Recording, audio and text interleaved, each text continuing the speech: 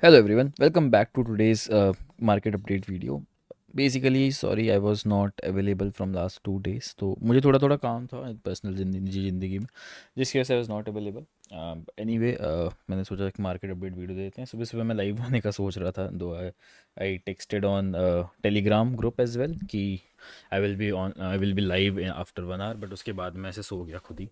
तो मैं जगा हुआ था बट देन पता नहीं मेरे को नींद कैसे आ गई. एनीवे थोड़ी सी बैकग्राउंड नॉइज़ को अवॉइड करना. आज बुर्ज खलीफा बन रहा है ग्रेटर नोएडा में, तो ये लोग मुझे लगता है मेरे घर के पास जो कंस्ट्रक्शन चल रहा है बुर्ज खलीफा का ही हो रहा होगा जितना हिसाब से हो रहा है ये सुबह से जितने शोर के साथ. ठीक है. एनीवे तो बेसिकली सबसे पहले बिटकॉइन का चार्ट देख लेते हैं. तो अगर बिटकॉइन का चार्ट आप देखोगे तो एक बेसिकली आज सुबह सुबह हमें छोटे टाइम फ्रेम में एक मूव मिला था which went up to 90 to 800. तो बेसिकली मैं जब लाइव आ रहा था मैंने ये सोचा था कि एक मैं नीचे ऑर्डर्स लगवा दूंगा which was nearly around 90 to 400, but मैंने 90 to 400 पे एक लॉन्ग लगाया था बट वो हिट नहीं हुआ. 90 to 800 से ही मार्केट ऊपर चला गया और दो मैं सो भी गया था, तो मैं अपडेट नहीं कर पाया. बट अगर आप हायर टाइम फ्रेम से स्टार्ट करोगे देखना तो बिटकॉइन ने डेली कैंडल जो क्लोजिंग करी है वो 93,500 के ऊपर ही करी है, which is a good sign for overall market. तो मार्केट के सिनेरियो में कुछ चेंजेस नहीं आए हैं. मतलब I still intact with the same analysis कि we will go to 96 to 97 K. Reason being कोई कैंडल क्लोजिंग नहीं हुई है ऊपर, मतलब नीचे. तो ऐसा है कि हमने बस एक विक मारी, हमने लिक्विडिटी हंट किया and now again we are back. उसके ऊपर ही आ गए हैं हम वापस से सपोर्ट के ऊपर. तो देयर हायर चांसेस कि we will again go higher. ठीक है. तो अगर आपको लॉन्ग बिल्ड करना है, स्टार्ट करना है, तो आप बिटकॉइन में कर सकते हो. 94K से लेके 93,500 तक you can start building long. ये हो गया आपका बिटकॉइन का. एट द सेम टाइम मैं अगर इथीरियम की भी बात करूँ तो इथीरियम भी मुझे इतना वीक नहीं दिख रहा है कंपैरेटिवली जितना मुझे पिछले कुछ दिनों में दिख रहा था. बिटकॉइन काफ़ी नीचे गया एंड बट इथीरियम भी कुछ ज़्यादा बड़ा लूज़ नहीं आया. मैं आई वॉज थिंकिंग कि अगर बिटकॉइन 90 to 400 वगैरह आसपास चला जाएगा तो ये तो शायद वापस से 1680 तोड़ दे, बट ऐसा हुआ नहीं and Ethereum is looking nice. ठीक है. अगर इथीरियम को मैं लोअर टाइम फ्रेम में देखूँ तो बहुत ज़्यादा अच्छा दिख रहा है. दो वी आर स्टिल बिलो 1820. मैंने आपको बोला भी था कि जब तक डेली 1820 के ऊपर क्लोजिंग ना दे तब तक 2000 तक का एक लॉन्ग मत लेना. बट लोअर टाइम फ्रेम में आप इथीरियम का भी लॉन्ग बिल्ड करना स्टार्ट कर सकते हो. आप करंट प्राइस से लेके एग्जैक्ट 1690 1700 तक एंट्रीज ले सकते हो. अब कुछ ऑल्ट कॉइन्स की मैं बात कर देता हूँ जो मुझे बेटर दिख रहे हैं छोटे टाइम फ्रेम पे. सबसे पहला टोकन है टाओ.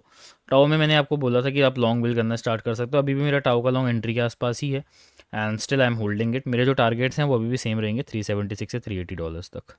दूसरा टोकन इज़ ऑन्डू. अगर आप ऑन्डू देखोगे तो ऑन्डू ने इस वाले रेंज का बॉटम हिट किया एंड वहाँ से अब ये पंप कर रहा है. तो अभी बेसिकली मैं ऑन्डू में देखना चाहता हूँ कि लोअर टाइम फ्रेम पे मुझे एक ब्रेकआउट दिखे इस लेवल का. तो लेट्स से मुझे इस रेंज का एक ब्रेकआउट दिखता है तो I will be taking a long in ऑन्डू. यहाँ की क्लोजिंग का मैं वेट करूँगा 0.98 के आसपास. ठीक है. इसके अलावा एथेना भी अगर आप देखो तो आया था वापस से रीटेस्ट करने. दो मैंने यहाँ पर ऑर्डर लगा रखे थे अपने, बट वो हिट नहीं हुए. तो अभी मैं वेट करूँगा, अगर मेरे को एक रीटेस्ट मिलता है तो मैं एक लॉन्ग बिल्ड कर सकता हूँ. ठीक है. इसके अलावा ए आर में मैं ऑलरेडी लॉन्ग हूँ, though am long from this area, but still I am holding it. तो अगर आपने ए आर में लॉन्ग नहीं लिया तो आप करंट प्राइस से लॉन्ग बिल्ड करना स्टार्ट कर सकते हो. ठीक है. ए आर के अलावा अगर मैं देखूँ जेड को, तो जेड अभी भी हमारा इंटैक्ट एनालिसिस. रीज़न बीइंग अभी भी क्लोजिंग उसने नीचे दी नहीं है, ये वापस से हमारे एंट्री के पास आ गया. तो I am again taking a long in Z. दो मेरा पिछला लॉन्ग भी होल्ड पर है एंड अगेन फिर से मैं एक और नया लॉन्ग ले रहा हूँ जेड में. जेड के अलावा अगेन सेम चीज़ अप्लाई होती है एप्टॉस पे.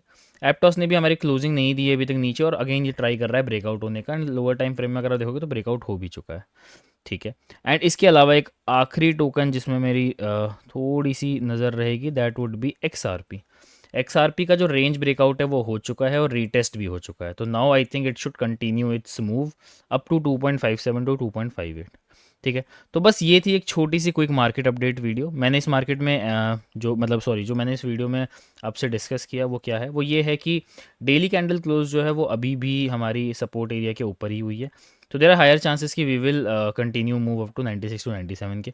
मैंने आपको कुछ कुछ ऑल्ट कॉइन जैसे कि टाओ, जैसे कि ऑन्डू, उसके अलावा मैंने एथेना, एथेना के अलावा मैंने XRP, AR, ZEC, इन सब में मैंने आपको कुछ कुछ एनालिसिस बताए कि आप लॉन्ग कहाँ कहाँ से बिल्ड कर सकते हो और क्या क्या आपके टारगेट्स और एसएल रहने चाहिए.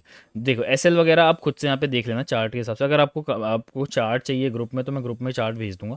मुझे कमेंट सेक्शन में बता देना कौन कौन से चार्ट्स आपको चाहिए, तो I will send those charts in group. ठीक है. So that is it for today's video guys. I hope आपको ये अपडेट पसंद आया होगा। Make sure to hit the like button, subscribe if you are new here. Let's move to 7K subscriber as soon as possible. तुम ही लोग करोगे, जल्दी से करो सो दैट हम फिर एक गिव अवे कर सकें। 7K सब्सक्राइबर्स पे I will be giving away $100 to 10 people. So anyway let's do it guys. बाकी make sure to hit the like button. बाकी मिलते हैं अगले लाइव में फिर अगले वीडियो अपडेट के साथ। Thank you.